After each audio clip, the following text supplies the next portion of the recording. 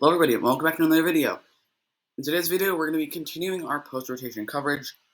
This time we're going to go with the Ice Rider. Last time we did Shadow Rider. This time we're going to be doing the Ice Rider. So doing like the other end of the spectrum, I guess you could say. With the Ice Rider, definitely a really strong, really consistent, and really fast and aggressive deck. Coming out, or not coming out, but you can play in the post-rotation format, Sword and Shield, Evolving Skies. I don't think there are any new Evolving Skies cards in here. This is all old cards. There's actually not much to add. I guess you could add Suicune V, and like Raihan, but we're just going to be playing just regular Ice Rider now with Suicune, nothing like that.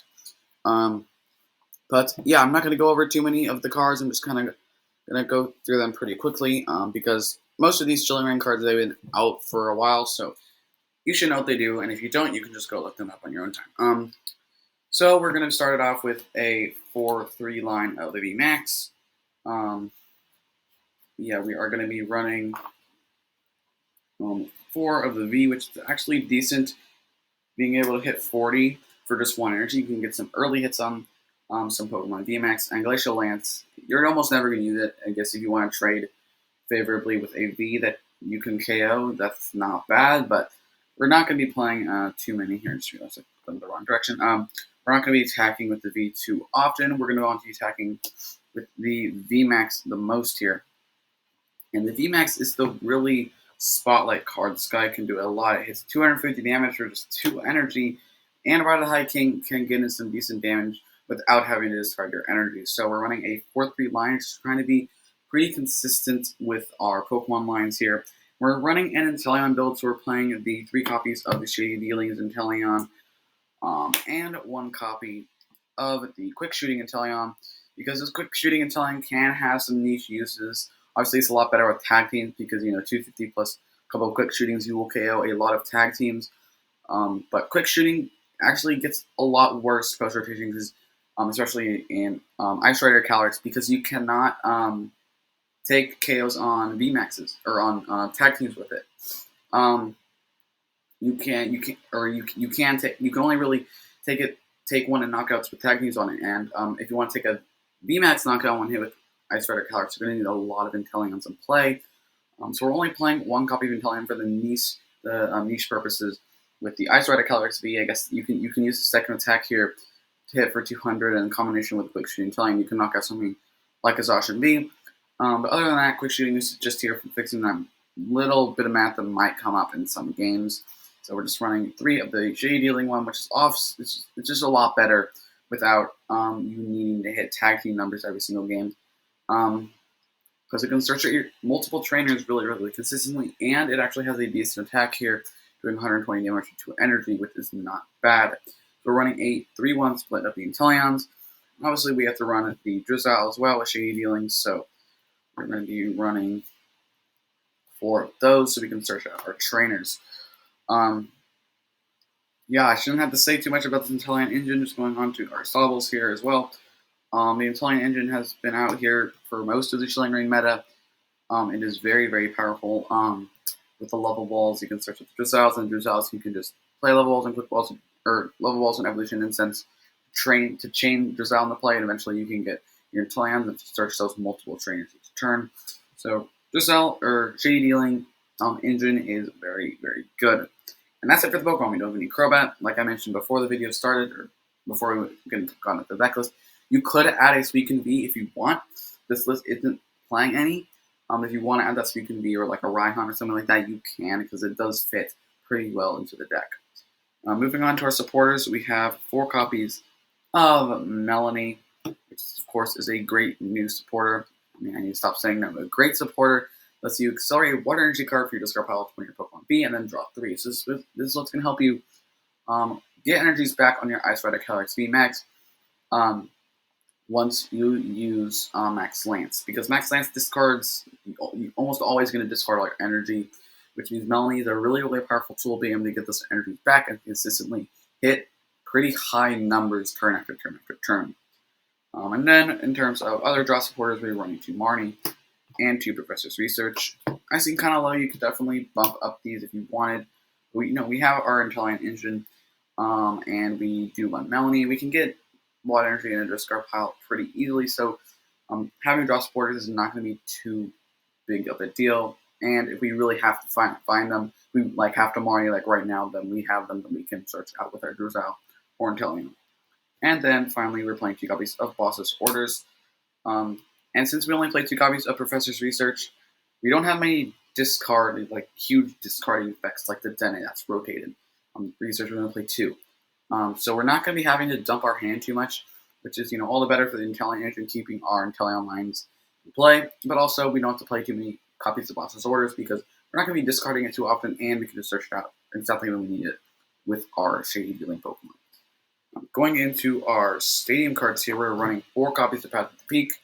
Obviously, the stadium that most people are really afraid of post-rotation is the Path at the Peak. Just go ahead and turn off the Rule Box abilities. No Crobat, no Eldegoss, none of these really good, like no Underworld Door, none of these really, really good abilities that a lot of decks rely on right now. Path at the Peak just totally cuts that off, so a lot of decks are really scrambling to find a support or a stadium card to add to their deck to counter this Path at the Peak, because when you don't counter it, this card is very, very strong against decks that don't tech for it. Who knew we'd ever be teching for a stadium card, but here we are. I bet you tapping Path. I just wasn't playing. But yeah, so we're playing 4 copies of the really, really good Path at the Peak. And then item cards, we are running 4 copies of Quick Ball, because this is great. We want to get down as many Sobbles as we can, and at least 1 Rider Calyrex. Turn 1s, we're only running Quick Balls to do that. I've seen someone play 3 Quick Balls, which I'm going to be honest, I do not like 3 Quick Balls. I like to have mass consistency in terms of Quick Balls, just because it starts out your only 2 basics, which is your Ice Rider and your Sobble, but there are 2 very, very important basics, so you want to get them out really, really early, so we are running 4 copies of Quick Ball. We're also running 4 copies of Great Ball, which will also help get out those Pokemon really, really early. But not only does it get out those Sobbles and Ice Rider Calyrex Vs, you can also get your Drizzles and your Ice Rider Calyrex VMAXs. So not only can the Great Ball help you consistently get out those Pokemon you really want to see turn 1, but can also get you trainers and your evolutions on turn 2, 3, and on from there. So 4 copies of Great Ball, and then we are running 3 copies of Level Ball, which lets us search your deck for a Pokemon with 90 HP or less and put it in our hand. It's going to help us get out more Sobbles, and we don't have to waste a Quick Ball getting a Sobble. We can instead play the Quick Ball to get an Ice Rider Calyrex, and then play a Level Ball to get the Sobble. So we can kind of reserve those Quick Balls, but also just have more outs for searching out our Sobble and Drizzle in general. We have 3 copies of Evolution Incense, and our entire deck is based on evolutions. Our main attacker is an evolution, and the way we consistently find our cards is an evolution. So we want to run 3 copies of that Evolution Incense. Wouldn't hate a 4th, to be honest. If you wanted to cut a Great Ball for a 4th Incense, I wouldn't hate it, but I like the 4 Great Ball because it can also search out those basic Pokemon. 3 copies of Capacious Bucket. Now, our water energy count is pretty low. We're only running 7 water energy, which might seem kind of low at first glance, but then you see that we are running 3 copies of Capacious Bucket, which essentially means we're playing 10 water energy, which is definitely better than running, 7 energy. I don't think there's any deck right now except Control that runs 7 energy. So 4 copies, Control and Catter Day. That's kind of it, because they don't really need energy. But decks that need energy to attack, almost none of them play 7 energy. Some ADP lists experimented with 7 energy, but we've seen the standard become, or 7 metal energy, but we've seen the standard become 8 metal energy and 2 water energy. But 3 copies of Capacious Bucket, not only does it give us those, 8th, 9th, and 10th copies of water energy, but it also gets out 2 of them, and we can search it with our Drizzle and Inteleon, which is really, really nice. We're running 3 copies of Capacious Bucket. And then finally, we have a whole bunch, not actually a whole bunch, but a decent amount of switch outs. 1 copy of Escape Rope, 1 copy of Switch, and 1 copy of Air Balloon. Now, this might not seem like a very large amount of switch outs. That's because it actually isn't that many. It's only 3. But, we have to remember, we have Drizzle, and a really okay play we can make is, if we have to, if we're not starting Ice Rider, which is obviously our best starter, we're starting Sobble 100% of the time. Which means that we can do this play where we attach energy to our Sobble turn 1, and then turn 2, retreat it off.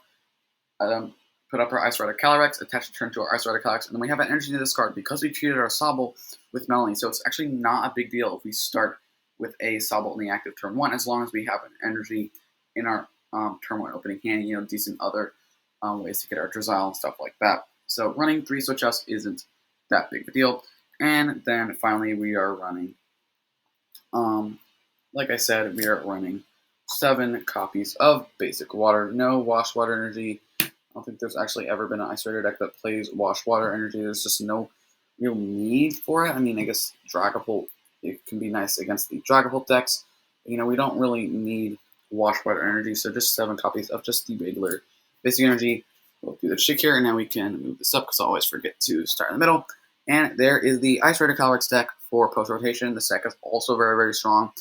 It's like one of the 4 main decks. The 4 main decks of post-rotation are like Shadow Rider, Urshifu, Ice Rider, and Bikini. Those are like some of the best decks, and also there's like Eternatus and Zacian that you can play. But this is definitely one of the top 5 4 decks post-rotation. So yeah, if you guys like the deck profile, if you guys like the build, if you guys like the list, anything like that, don't forget to leave a like if you guys want to see more.